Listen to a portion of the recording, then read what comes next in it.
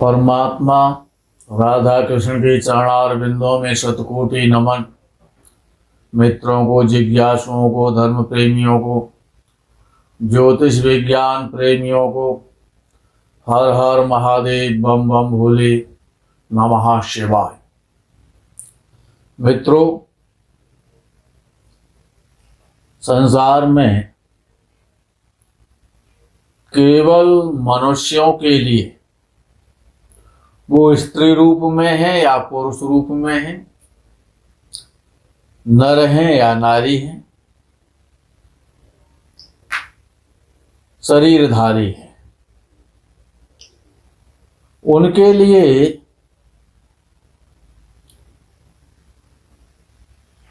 हमारे ऋषियों ने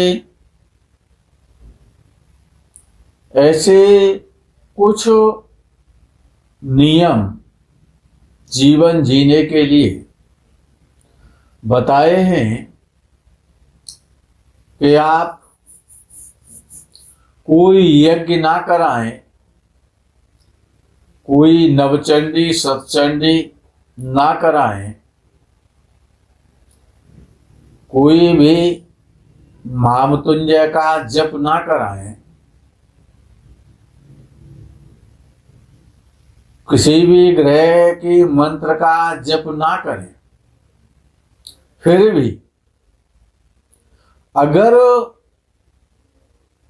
आप लोग ऋषियों के शास्त्र के आधार पर जो जीवन जीने के लिए जो ऋषियों के द्वारा जो नियम है, अगर उन नियमों का ही, सामान्य नियमों का ही यदि हम अपने आलस्य और प्रमाद को त्याग करके यदि उन्हीं का पालन करते रहें, तो अनेक प्रकार के कष्ट, विघ्न, बाधाएं, अशांति अपने आप स्वतः नष्ट होते रहते हैं और पुण्यों की प्राप्ति होती रहती है, पुण्यों में वृद्धि होती रहती है। संसार के सुख प्राप्त बड़ी सुलभता और सहजता के साथ में हो जाते हैं। सबसे पहला जो नियम है कि जब हम रात्रि को शयन करते हैं, शयन जब हम जाकर के निद्रा में सोने को जाते हैं, शयन करते हैं कि अब हमने भोजन कर लिया और भोजन करने के बाद भोजनांते शतपदम गत्वा कृत्वा तांबूल भक्षणम। भोजन करने के बाद स्वस्थ रहने के लिए एक नियम है, भोजन, रात्रि का भोजन बहुत हल्का लेना चाहिए और भोजन करने के बाद कम से कम 100 कदम और टहलना चाहिए, भ्रमण करना चाहिए, आराम से, धीरे धीरे।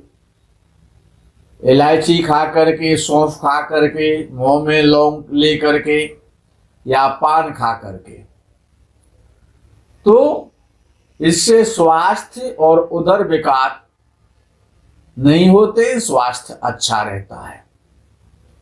उसके बाद जो हमारा शयन का जो टाइम है, जो समय है, उस समय हमको शयन करना चाहिए।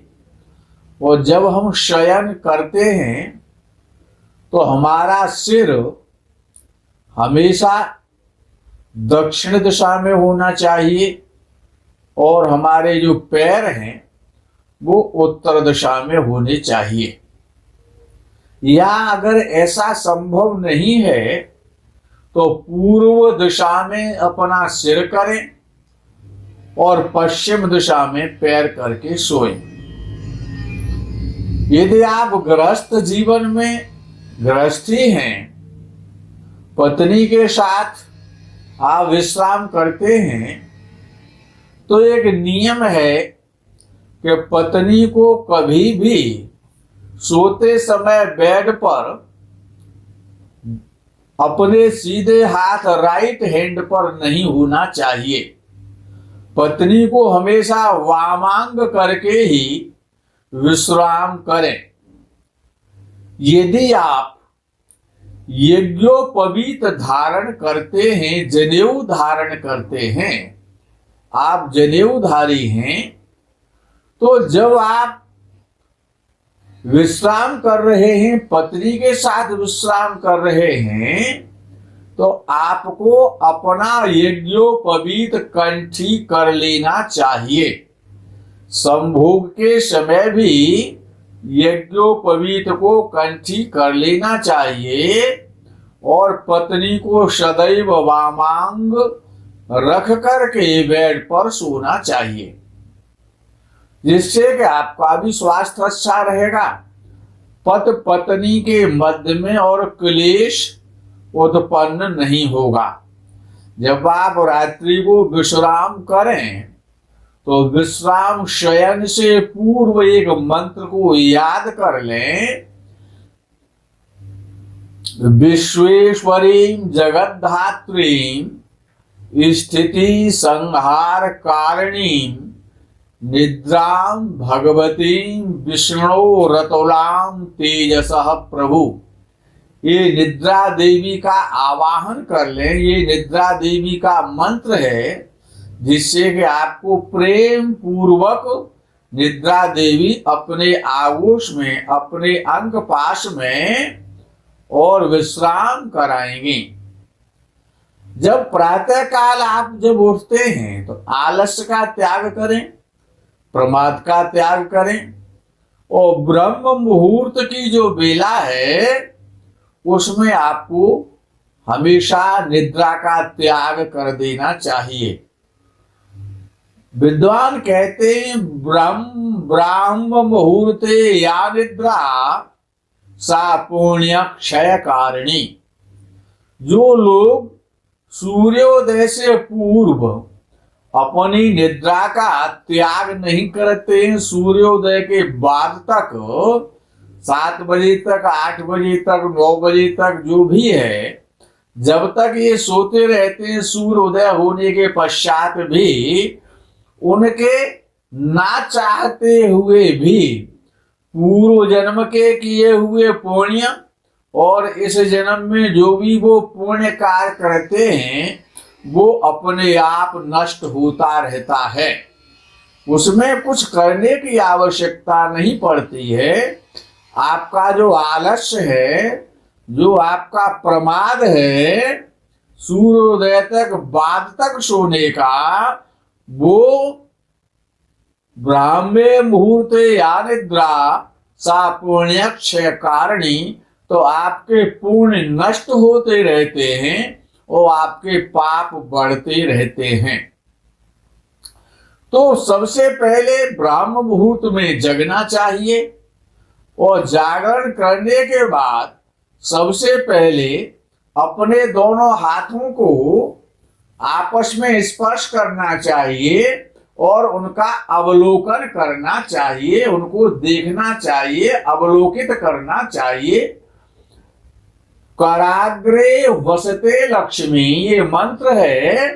कराग्रे वसते लक्ष्मी, कर मध्य सरस्वती, करमूले स्थितो ब्रह्म, प्रभाते कर दर्शनम। ऐसे भावना बनानी चाहिए, हाथों को अवलोकित करते हुए कि मेरे हाथों में आगे के भाग में लक्ष्मी का निवास है, मध्य में सरस्वती देवी का निवास है और कर का जो मूल है, जो हथेली का जो जहां पर भाग है, कर का जो मूल भाग है, नीचे वाला भाग हाथों का, उसमें ब्रह्म का वास है, ब्रह्मा जी का उसमें वास है। कर मूले स्थितो ब्रह्मा, प्रभाते कर दर्शनम। ये भाव बना करके लक्ष्मी, सरस्वती और ब्रह्म का भाव बना करके अपने हाथों का दर्शन करना चाहिए। उसके बाद भूमि देवी का, पृथ्वी देवी का हमको चरण वंदन करना चाहिए।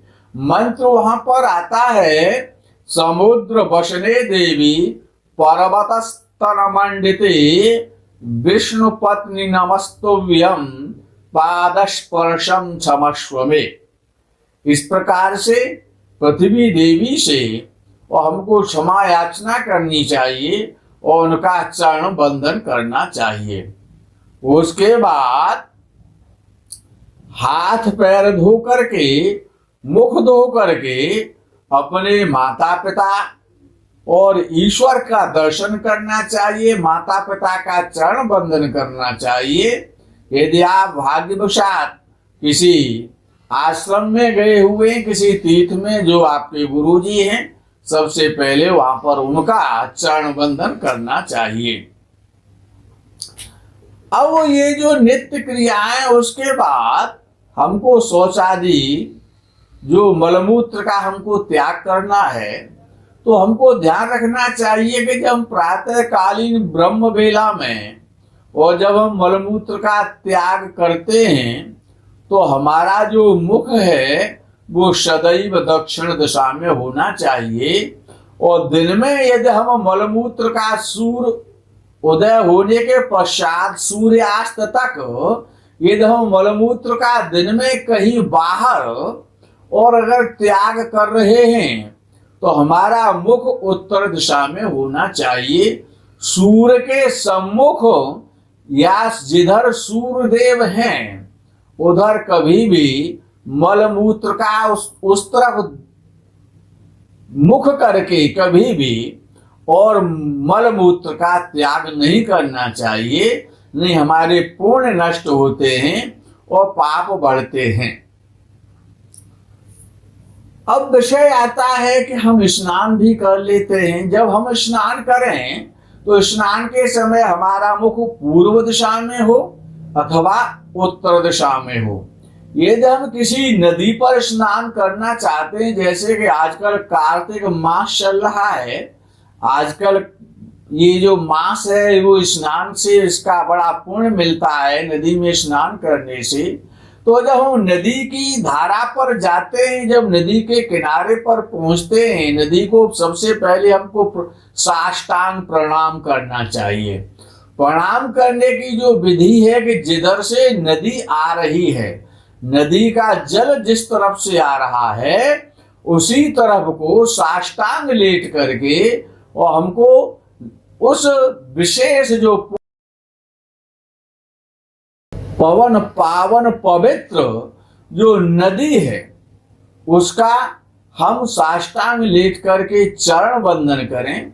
गंगा है, यमुना है, गोदावरी है, सरस्वती है, नर्मदा जी हैं, सरयू जी हैं, अन्य हमारी बहुत सारी पावन पवित्र देवी रूप में जो दैवीय शक्ति को संभालने वाली, हमको जीवन देने वाली जो नदियां हैं, जो हमारे पुण्यों को बढ़ाती हैं, पापों का क्षय करती हैं, उन नदियों में कभी भी साबुन लगा करके या तेल लगा करके और स्नान नहीं करना चाहिए। नदी के जल में कभी भी और वस्त्रों को प्रक्षालन नहीं करना चाहिए, वस्त्रों को उसमें नहीं धोना चाहिए। और नदी में कभी भी कूड़ा करकट इत्यादि नहीं डालना चाहिए। उससे हमारे नदी तो अपवित्र होती ही है, जल तो दूषित होता ही होता है, लेकिन हमारे पुण्य भी नष्ट होते हैं और हमको पापों का और गट्ठर हमारा बढ़ता जाता है, पाप हमारे बढ़ते हैं ऐसा करने से। इसीलिए नदी में कभी भी कुल्ला नहीं करना चाहिए, कभी भी उसमें स्नान के समय साबुन तेल इत्यादि का प्रयोग नहीं करना चाहिए और वस्त्र भी नदी के जल में नहीं धोने चाहिए। आगे का विषय आता है कि हम तमाम प्रकार से और भगवान को सूर्य अर्घ्य देते हैं। कोई गायत्री का मंत्र पढ़ता है, कोई नमः शिवाय का जप करता है, कोई ओम नमः शिवाय का जप करते हैं, कोई ओम नमो भगवते वासुदेवाय द्वादशाक्षर मंत्र का जप करते हैं, कोई नवार्ण मंत्र ऐं ह्रीं क्लीं चामुंडाई विच्चे का जप करते हैं, कोई ओम नमो नारायणाय अष्टाक्षर मंत्र का जप करते, कोई बगलामुखी देवी माता का मंत्र जप करते हैं। अब विषय ये है कि जिन या कोई ग्रहों का मंत्र जप करते हैं, आप कोई भी मंत्र आप जप करते हैं, हर मंत्र का शास्त्र में वेद के माध्यम से, पुराण के माध्यम से, ऋषियों के माध्यम से उसका एक प्रावधान है, एक विधान है। हम जब भगवान सूर्य को एक साधारणतया जब हम अर्घ्य देने जाते हैं, जब अर्घ्य देते हैं तो हमको कभी भी लोहे के या स्टील के पात्र से भगवान सूर्य नारायण को और जल नहीं देना चाहिए, अर्घ्य नहीं देना चाहिए, क्योंकि भगवान सूर्य की साधना में, पूजा में और लोहे का पात्र निषेध है। सबसे पहले अगर भगवान सूर्य नारायण को हमको अर्घ्य देना है तो अर्घ्य देने से पहले हमको वहां पर कम से कम जो हम 3 बार में भगवान सूर्य को जो जल देते हैं उसमें हमको कम से कम इतना तो अधिक पालन नहीं कर सकते, तो इतना करना चाहिए कि 3 बार जो विनियोग है, जो शास्त्र विधि है कि ओंकारस्य ब्रह्मार्षि गायत्री छंदः परमात्मा देवता अर्घ्यदाने विनियोग, उसके बाद पुनः हमको हाथ में जल लें और पुनः विनियोग करें। ओम भूर्भुवः स्वः स्वरति महाव्याहृति नाम परमेष्टि प्रजापति ऋषि गायत्री शुण्गष्टुवच्छन्दांसग्निवायु सूर्या देवता अर्घ्यदाने विनियोग। ये दूसरी बार में हम विनियोग करें। उसके बाद में ओम तत्सवितुर्तस्य विश्वामित्र गायत्री छंदः सविता देवता सूर्यार्घ्यदाने विनियोग। ये 3 बार जब तक हम विनियोग नहीं कर रहे हैं जल देने के लिए भगवान सूर्य नारायण को, तब तक हमको जल सूर्य अर्घ्य देने का और अधिकार प्राप्त नहीं होता है। उसके बाद यदि आपसे जो भी सूर्य का अर्घ्य का मंत्र है, जैसे ए सूर्य सहस्रांशु तेजो राशि जगतपति अनुकंपयमा भक्त्या ग्रहणार्घ्यम दिवाकर, ये भी मंत्र है। अगर ये मंत्र आपको याद नहीं है तो जो गायत्री मंत्र है उससे भी आप 3 बार में और भगवान सूर्य नारायण को जल प्रदान करें। जब हम जल दें तो वो जो जल हम दे रहे हैं उसके छींटे या वो सूर्य नारायण को दिया हुआ जल हमारे पैरों में नहीं आना चाहिए। उसके जो छींट है, वो उस जल की जो छींट है वो कभी भी हमारे पैरों पर या वस्त्रों पर नहीं आनी चाहिए। इस प्रकार से हमको 3 बार गायत्री मंत्र बोल करके भगवान सूर्य नारायण को जल देना चाहिए। उसके जब हम जल दे चुके हैं तो हाथ जोड़ करके हमको ये भी बोलना चाहिए कि ब्रह्म स्वरूपिणी सूर्य नारायणाय नमः इदम अर्घ्यम दत्तम नमः। इसके बाद भगवान सूर्य की 7 परिक्रमा का प्रावधान है। 7 बार परिक्रमा करनी चाहिए। परिक्रमा करने के बाद में भगवान सूर्य नारायण को और प्रणाम नमस्कार करना चाहिए। आदि देव नमस्तुभ्यं प्रसीद मम भास्कर दिवाकर नमस्तुभ्यं प्रभाकर नमोस्तुते भगवते ब्रह्मस्वरूपिणे श्री सूर्य नारायणाय नमः। जब हम इतना कर लेंगे तब अर्घ्य देने का जो फल है वो हमको मिलेगा। अन्यथा तो इसी प्रकार से है कि हम बाजरे की रोटी खाते हैं या मक्का की रोटी खाते हैं या हम गेहूं की चपाती खाते हैं, रोटी खाते हैं, तो अब रोटी बनाने के लिए रोटी जब बनती है तो उस बाजरे को, गेहूं को या मक्का को पहले हम चक्की पर उसका आटा बनवाते हैं। आटा बनवा करके फिर उसको घर में लाते हैं, गैस की तैयारी करते हैं, फिर चूल्हा तवा जो भी है उस पर जो है उस आटे को मलते हैं, उसको गूंथते हैं, तब रोटी बनाते हैं, तब उस पर सेकी जाती है, तब हम उसका टेस्ट लेते हैं और वो हमारे शरीर के लिए कल्याणकारी होती है, हमारी क्षुधा पूर्ति भी करती है, हमारी भूख भी शांत होती है और शरीर की शक्ति भी बढ़ती है। यदि हम उसी मक्का को या गेहूं या बाजरा को और वैसे ही सूखा भसकने लग जाए, खाने लग जाए, उसको पिसाए नहीं, उसकी रोटी नहीं बना, पेट ही तो भरना है, सूर्य को अर्घ ही तो देना है, हा? तो किसी भी प्रकार से जल फेंक दें तो वो सूर्यार्घ नहीं कहलाता है। जो विधि है, कम से कम विधि तो बहुत बड़ी है, लेकिन इतना करना तो परमावश्यक है। इतना अगर हमको सूर्य अर्घ का जो फल है, जो भगवान सूर्य नारायण को प्रसन्न करना चाहते हैं, जो हम यश कीर्ति प्राप्त करना चाहते हैं, निरोग रहना चाहते हैं, तो इतना तो हमको करना चाहिए। तो ये सूर्य अर्घ का जो प्रावधान है, अगर इस प्रकार से जो लोग सूर्य अर्घ नहीं करते हैं, वो तो इसी प्रकार से है कि हम मक्का के आटे की रोटी ना बना करके सीधे सीधे कच्ची मक्का को जब हम नित्य खाएंगे तो हमारा पेट खराब होगा, हम अस्वस्थ हो जाएंगे। इसी प्रकार से ये सूर्य का जो अर्घ है उसको इतना प्रावधान तो हमको करना चाहिए। यदि हम गायत्री मंत्र का नित्य जप करते हैं तो जो गायत्री मंत्र का जो प्रावधान है वो बहुत बड़ा है। केवल तुलसी की या रुद्राक्ष की या चंदन की माला लेकर के ओम भूर्भुवः स्वः तत्सवितुर्वरेण्यं भर्गो देवस्य धीमहि धियो यो नः प्रचोदयात् इतना बोलते रहें और हमारा गायत्री मंत्र पूरा हो जाएगा। एक माला हम जपें या 10 माला जपें तो उससे हमको कोई भी फल मिलने वाला नहीं है।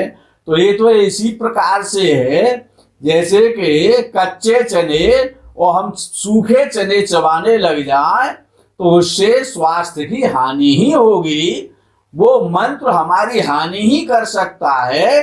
जब तक हम उसको जो विधि है, जिस विधि से हमको जैसे चने का सेवन करना है, गेहूं का सेवन करना है, बाजरे का सेवन करना है, यदि हम आलू को वैसे ही खेत से निकले हुए आलू को धो करके, वो कितना स्वादिष्ट होगा। जो खेत से निकला हुआ आलू है, बिना उसको उबाले, बिना उसको भूने, बिना उसकी सब्जी बनाए यदि हम खाएंगे तो हमारे शरीर के लिए भी हानि करेगा और स्वादिष्ट भी वो हमको नहीं लगेगा। तो इस प्रकार से हम यदि गायत्री का मंत्र का जप करते हैं या नमः शिवाय का जप करते हैं या नवारण मंत्र का जप करते हैं या किसी भी मंत्र का यदि हम जप कर रहे हैं तो इस प्रकार से मेरी आपसे विनम्र प्रार्थना है कि आप इस प्रकार से जप ना करें। जो विधि है उस विधि को पहले सीखें, उसके बाद ही जप करें। यदि आप गायत्री मंत्र का जप करते हैं तो उसमें पहले संकल्प किया जाता है, उसके बाद आचमन किया जाता है, आचमन करने के बाद और उसमें अगमर्षण भी किया जाता है। अगमर्षण करने के बाद में हमको उसमें शिखाबंधन भी करना है, यज्ञोपवीत भी शुद्धि करनी है। उसके बाद में हमको पृथ्वी की भी वंदना करनी है। उसके बाद में हमको प्राणायाम भी करना है, अगमर्षण भी करना है, उसके बाद आचमन करना है, उसके बाद हमको मार्जन करना है। मार्जन करना बहुत आवश्यक है।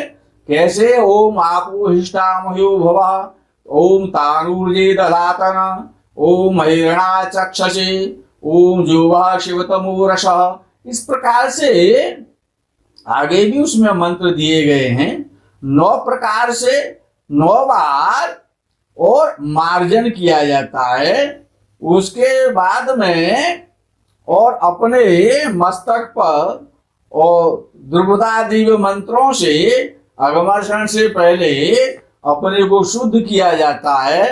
उसके बाद 3 बार भगवान सूर्य का अर्घ का जो विनियोग है उसको किया जाता है, अर्घ दिया जाता है। उसके बाद न्यास किए जाते हैं। उसके बाद भगवती जो प्रातः कालीन जो ब्रह्म स्वरूपा जो गायत्री माता हैं उनका हम ध्यान करते हैं। उसके बाद गायत्री का आवाहन किया जाता है। आवाहन से पहले विनियोग किया जाता है। फिर गायत्री देवी का उपस्थान जिसे प्रणाम कहते हैं, जब उन्होंने गायत्री देवी का आवाहन कर लिया है, उनको आसन दे दिया है, उसके बाद में उनको प्रणाम करते हैं। और प्रणाम करने के बाद हमको शाप विमोचन करना चाहिए, शाप से मुक्त करना चाहिए मंत्र को। शाप ओम देवी गायत्री त्वं ब्रह्म शापात् विमुक्ता भव। ओम देवी गायत्री त्वं वसिष्ठ शापात् विमुक्ता भव। ओम देवी गायत्री त्वं विश्वामित्र शापात् विमुक्ता भव। ओम देवी गायत्री त्वं शुक्र शापात् विमुक्ता भव। जब शाप विमोचन कर लिया, मंत्र जो शापित है, उसके बाद में जब शाप विमोचन हो गया, मंत्र शुद्ध हो गया, शाप से मुक्त हो गया, उसके बाद हमको 24 मुद्राएं करनी चाहिए। पहली मुद्रा है सुमुखम, फिर संपुटम चैव विततम विस्तृतम तथा दुमुखम त्रिमुखम चतुष्पंचमुखम तथा षण्मुखम अधोमुखम व्यापकांजलिकम तथा शकटम यमपासम ग्रथितम चोन्मुखोन्मुखम प्रलंबम मुष्टिकम मत्स्य कूर्म वराहकम सिंहाक्रांतम महाक्रांतम मुदगरम पल्लवम तथा। ये जप करने से पूर्व और प्रत्येक मनुष्य को और ये 24 मुद्राएं करनी ही चाहिए। यदि हम इन 24 मुद्राओं को नहीं करते हैं तो जप का हमको फल प्राप्त नहीं हो रहा है। और जब जप हमारा पूरा हो जाए उसके बाद 8 मुद्राएं करने का और प्रावधान है। 8 मुद्राएं कौन सी है? सुरभि, ज्ञान, वैराग्य, योनि, शंखोथ, पंकजम, लिंगम, निर्वाणम। ये 8 मुद्राएं हमको अवश्य ही करनी चाहिए।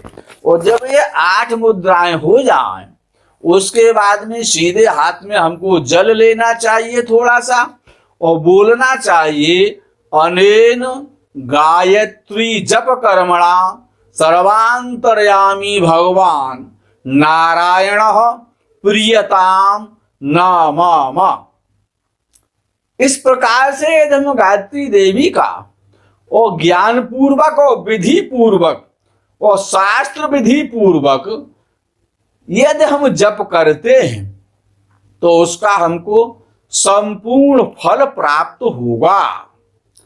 इसी प्रकार से यज्ञोपवीत जो लोग धारण करते हैं, यज्ञोपवीत सामान्य कोई धागा नहीं है, सूत का, कॉटन का वो धागा नहीं है, वो ब्रह्म सूत्र है।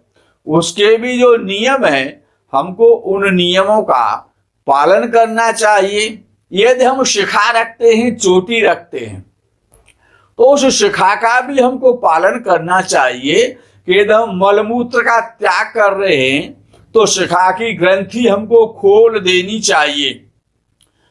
पवित्र होने के बाद में, जल से पवित्र होने के बाद में, हाथ मुख पैर धोने के बाद में, और हमको पुनः शिखा में गांठ लगानी चाहिए। जब हम शयन करते हैं उस समय भी हमको शिखा की ग्रंथि गांठ खोल देनी चाहिए। जब हम भोजन करते हैं, भोजन करते समय भी और शिखा में गांठ नहीं होनी चाहिए, शिखा को ग्रंथि से मुक्त कर देना चाहिए। तो ये इस प्रकार के बहुत सारे जो विधि हैं, जो प्रावधान हैं, उनका यदि हम पालन करते हैं कि पत्नी को सोते समय हमेशा वामांग रखें, प्रातःकाल भोजन से पूर्व हम गाय कुत्ता चींटी इत्यादि को भोजन भी कराएं, और हमेशा भोजन करते समय जल को सीधे हाथ पर रखना चाहिए, दक्षिणांग की तरफ ना रखना चाहिए, दक्षिण हाथ की तरफ रखना चाहिए, उल्टे हाथ की तरफ जल पात्र नहीं होना चाहिए। जब हम भोजन कर रहे हैं तो हमारा मुख उत्तर दिशा में हो या पूर्व दिशा में होना चाहिए। दूसरा एक नियम और होना चाहिए, और वो हर जगह होना चाहिए कि हम दोनों हाथों से भोजन कभी ना करें, केवल सीधे हाथ से, दाएं हाथ से। और हमको दान भी देना चाहिए, हमको धन भी देना चाहिए। दान देना, धन देना, ज्ञान देना, भोजन करना, ये सारे कार्य पवित्र कार्य हैं, पुण्य को बढ़ाने वाले कार्य हैं, हमेशा सीधे हाथ से करना चाहिए। जो भी गलत कार्य होते हैं, जो भी अशुभ कार्य होते हैं, जो भी अशुद्ध कार्य होते हैं, वो हमेशा बाएं हाथ से करना चाहिए। मित्रों, कहने को तो आपके लिए बहुत कुछ है, लेकिन समय की सीमा है। समय की सीमा का ध्यान रखते हुए मैं आपसे इतना ही कहूंगा, यदि आप इन विधियों का पालन नहीं कर सकते हैं, मंत्र जप के समय यदि आप ग्रहों का मंत्र जप कर रहे हैं, तो पहले आप संकल्प करें, फिर न्यास करें, फिर ध्यान करें, फिर विनियोग करें। उसके बाद उस मंत्र का विधि पूर्वक जब तक आप जप नहीं करेंगे, चाहे वो किसी देवी का शक्ति का मंत्र है, चाहे वो किसी देवता विशेष का मंत्र है, चाहे वो ग्रहों का मंत्र है, यदि आप विधि के साथ नहीं करते हैं तो उससे तो अच्छा है कि आप सुबह उठ करके और स्नान आदि से निवृत्त हो करके और हरे राम राम राम हरे हरे, हरे कृष्ण कृष्ण कृष्ण हरे हरे, इसी कीर्तन को किया करें। ये भी तो महामंत्र है। या फिर जो युगल मंत्र है, राधे कृष्ण कृष्ण कृष्ण राधे राधे, राधे श्याम श्याम श्याम राधे राधे, सीताराम राधे श्याम राधे श्याम। इन्हीं का कीर्तन किया करें। पाप क्यों कमा रहे हैं?